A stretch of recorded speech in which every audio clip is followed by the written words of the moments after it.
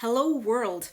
I know I said I was going to take a break from making videos, but how am I supposed to do that when I keep seeing this stupid bullshit everywhere? And like for instance, I go into my canine aversion Facebook group just to maintain it, and I see people posting stuff. It's like, oh, I gotta talk about this. And that's what the video I made yesterday about the memes and the dogs and birthday hats and stuff. And then, I see things that my friends send me. Today, my bestie sent me this, what I'm going to talk about today.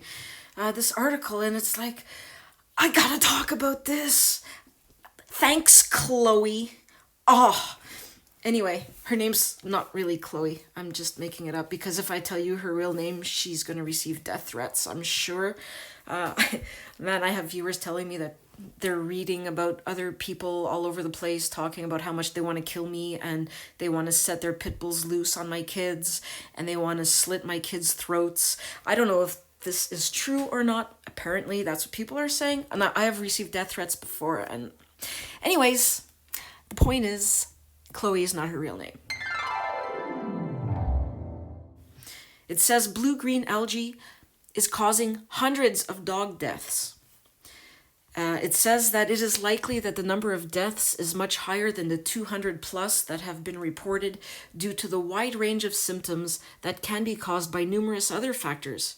Many might believe there was another cause of toxicity. Most owners would not suspect that their dog's sudden illness and death could be caused by a trip to the beach they have been to dozens of times before. Now, although it's commonly referred to as blue-green algae, it's actually bacteria called cyanobacteria that can produce toxins which are harmful to people and animals. It can and does kill pets as well as animals, other wild animals. Human reactions can range in severity. While some toxins can attack the liver or the nervous system, others may just irritate the skin and eyes. If consumed, it can cause headaches, fever, diarrhea, abdominal pain, nausea, and vomiting in humans. Now, this is something we seem to hear about every summer, early fall. Dogs are regularly dying because of it, but this is killing wildlife as well. This article mentions how it's killing birds and other domestic animals like an afterthought. It's all about precious puppers. And why do they use that word pup? They're talking about full-grown dogs here. God, I hate that word. Puppers, doggo, drives me bananas. Anyway, this bothers me because why is dog life worth more than any other animal life?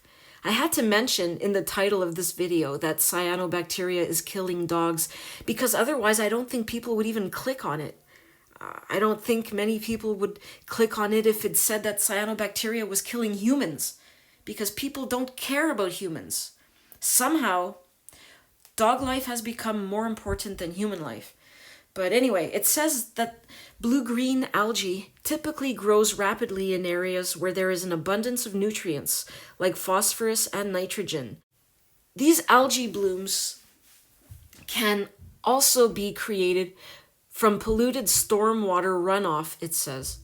Runoff from agriculture, fertilizer, lawn waste, and septic systems, or other materials that wash into lakes and decompose. Research from the University of Minnesota determined that lawn fertilizers and pet waste are the dominant sources of nitrogen and phosphorus pollutants in 7 sub-watersheds of the Mississippi River in St. Paul, Minnesota. I think it's safe to assume that this is the case everywhere, that dog waste is a major source of phosphorus and nitrogen in the environment. How many people use lawn fertilizer, really? Most people I know don't use lawn fertilizer, but most people I know do own dogs. And how often are they fertilizing their lawns? Dogs are shitting every day. Anyway, and urinating, right? Nitrogen is in urine. This is another article that explains that there are many reasons for the proliferation of these blooms of cyanobacteria, such as high water temperatures. It says that climate change is thought to be a factor. They're talking about winds that push the algae towards the shore and keep it there to contribute to the growth. Unmaintained backyard ponds and stagnant water sources will promote the cyanobacteria progression. It says cyanobacteria thrive in water with a dense surface scum. Water rich in nitrates, organic nutrients, and phosphates will produce heavy blooms. Well, we just talked about that. And then finally, fertilizer runoff and animal waste. See, it's funny how they put animal waste after. Now, I think they are downplaying the role of pet waste. I made a video called The Dog Waste Problem. Please check it out if you haven't. In it, I explain how America's 83 million pet dogs, actually, the most recent figure I heard is 89 million. This is an older article. This is from like 5 years ago. So, the numbers are even higher today. So, we're looking at more than 83 million pet dogs producing some 10.6 million tons of poop every year. They calculated that that's enough to fill a line of tractor trailers from Seattle to Boston. And this was published 5 years ago, like I said. So, and the numbers are much higher now, probably, definitely.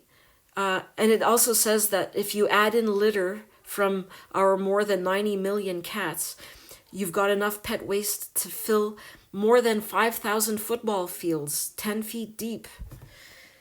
Man, I can't even wrap my mind around how much shit that is. And that's just every year.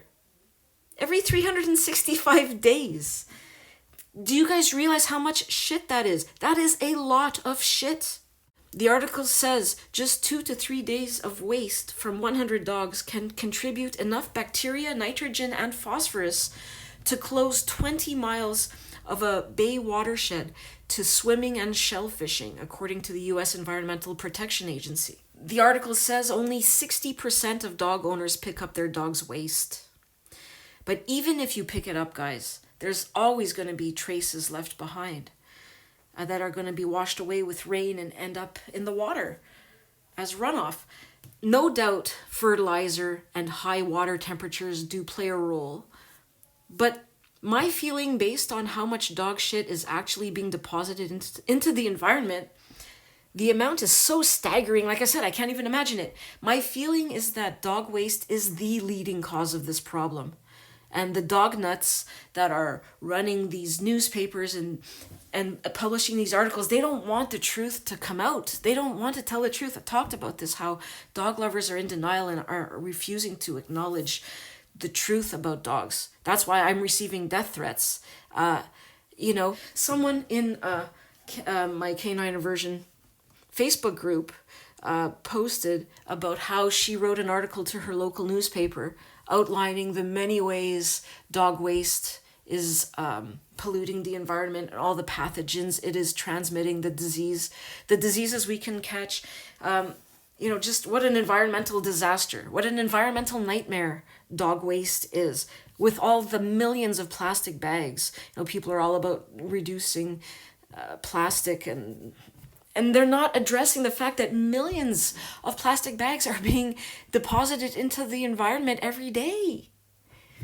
Guys, this is huge and people don't want to see it. So she said that after she published this article, of course, all these dog nuts, the comment section blew up with dog worshippers defending dogs, calling her crazy, very predictable, right? Laughing at her, calling her nuts, and accusing the newspaper of doing something wrong by publishing this article. They were very outraged. So what happened is that the newspaper atoned for their sin by publishing 3 very pro-dog articles in succession after this, just to keep viewers from boycotting the newspaper, I suppose. They were so upset, so they were so afraid of losing all their viewers that they just had to cater to the dog lovers and make up for their big mistake. Because those people were outraged. By what? By the truth. There was nothing inaccurate in what she said about dog waste. It was all true. But they're just going nuts. They don't want to hear about it. So they attack her. They attack the newspaper. And the newspaper, just like the mayors and our political leaders, they don't have the backbone to stand up to these crazy nut jobs. They back down. And it drives me crazy because these dog lunatics are winning. And this has to stop. Anyways, I just went off on a big tangent there.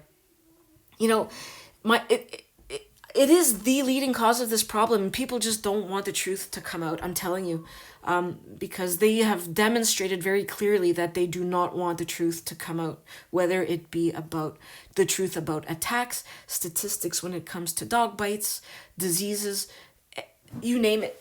Barking, they don't want to hear the truth about how barking is destroying the lives of millions of people. They don't want to hear it. They don't want to hear the truth about this. And the truth is, it is a major problem. And even if, let's say, climate change is a factor, it's thought that climate change is a factor because it leads to the higher water temperatures. Well, what is driving climate change? As I explained in my video about the nature crisis and other videos as well, animal agriculture is the leading cause of climate change, creating more greenhouse gas emissions than the combined exhaust from all transportation. And what are we feeding to dogs? Meat. More and more people now are wanting to feed their dogs human-grade meat. So we're not talking about byproducts or leftovers here. You know, this is an add-on to the human meat consumption. Studies have shown that cats and dogs are responsible for 25 to 30% of the environmental impact of meat production in the United States. I am telling you, dogs are an environmental nightmare, and they are polluting our water. And they're also killing themselves with their own waste, which is really ironic. Now, people are starting to wake up. This article I saw published just yesterday says dog poop might be polluting our waterways. Well, it most definitely is. There's no might about it. You look at the comments on this article, you'll find the typical dog nuts defending dogs, laughing at those telling the truth. Like I said, for example, one reader brought up the very real problem of dogs killing grass and damaging trees with their urine. And someone was rolling on the floor laughing at the comment, right? Of course, they have to do that. Like Gandhi said, what is it? First they ignore you, then they laugh at you, then they fight you, and then you win. They're in the laughing and fighting stage right now. These dog people, soon we're going to win. But you see a lot of this laughing stuff, laughing emojis, right? When you post an intelligent comment backed by science, they will laugh at it. Anyway, so these dog nuts are always suggesting that dog waste is no more harmful than wild animal waste. Right? I hear this all the time. What they are failing to acknowledge is that dogs are not a natural part of the ecosystem. There is an unnaturally high number of dogs producing an unnatural amount of untreated waste. Dogs did not evolve naturally. They are therefore not in balance with the environment like wild animals are. Wild animals that evolved naturally. See, dogs are man-made creations. We bred them into existence. They did not evolve naturally. These dog nuts also suggest humans are primarily responsible for the pollutants in the runoff that are fueling the growth of this bacteria. Well, sure, of course, because dogs make up a part of our impact. We own dogs. We are responsible for the harm they do because they are our property. Humans are responsible for the impact of pets. The fact that other human activities contribute to the problem is not an excuse to add dogs to the mix. The fact that some harm is being done by humans does not justify causing more harm by allowing dogs to shit everywhere. We should be trying to minimize harm, not add to it unnecessarily. This line of arguing really bothers me. It's classic with dog lovers. They love to point out how humans murder more than dogs do. Therefore, we should tolerate the presence of dogs that are regularly killing people. It's crazy. It's like saying more people die from cancer than from murder. Therefore, murder is okay. The fact that more harm is being done by one thing does not excuse the harm that is being done by another thing. These are two separate issues. We should be trying to reduce or eliminate the harm we are doing on all fronts. You know, we need to live with humans because we're social animals. We would die without each other. We depend on each other for survival. But no one needs a dog. That's the difference. They are unnecessary. If you get rid of humans, you're going to die. You're not going to die if you get rid of your dog. Anyway, people are going to see this eventually. Future generations will see how crazy all of this is. And dog ownership will be banned outright. We will be able to swim in lakes again. Don't you miss that? I do. I remember on a trip to Los Angeles, I was so excited to swim in the ocean and I couldn't because all the beaches were closed. We weren't allowed to go in the water. Signs everywhere, bacteria, bloom or whatever. Fuck, it pissed me off. I really wanted to go in the water. But no, would have had all kinds of skin irritations and shit and maybe neurological problems. I read somewhere, oh, where is that? It's in this article right here, which I will link you to in the description. It says blue-green algae is also suspected to trigger ALS in people with genetic susceptibility for the fatal neurodegenerative disease. People, wake up. We need to be doing everything in our power to reduce the amount of nitrogen and phosphorus in our water. Now, we can't stop growing food. Well, we can change the types of food we grow to minimize impact, but we need to eat. We need to do certain things. But guess what we don't need? We don't need dogs. Get rid of your dogs. My next video is going to be about how it's not only okay to get rid of your dog. It is great to get rid of your dog. It is fantastic to be dog-free. Everyone should get rid of their dog. I talked about this in my video about how new mothers start hating their dogs. And I said, you know, we should be getting gift cards. There should be rewards for getting rid of your dog. Anyway, I keep saying that's going to be my next video, but I keep getting distracted. Stop sending me articles, Chloe. You keep derailing me. Oh my God. But one last thing I want to say before I go is I think it's incredibly silly to maintain a lawn. We don't. We just let our grass grow wild. I prefer a natural look anyway. Like, wildflowers are gorgeous. I love moss. I just love to just let it grow wild. Depending on your climate, you know, just look into like making a rock garden or just let the wildflowers grow. It's beautiful. They attract hummingbirds and butterflies. And you don't need to spray all this shit on it. Thanks for watching, guys. The future is dog-free, and I will see you in my next video.